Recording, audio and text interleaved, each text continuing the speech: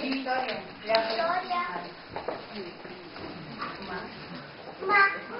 Две сестрички, колко си приличат, тази дума всички трепетно изричат. Първа дума мама, топла звучна кратка, като нея няма думичка по-сладка.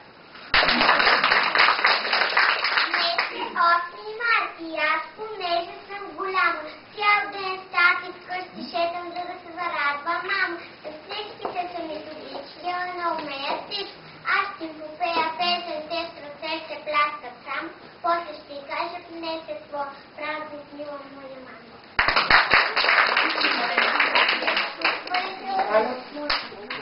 Аз обичам сладце и бомбонки и млекце, за ледената пазалка и шемичката си малка. Но аз обичам да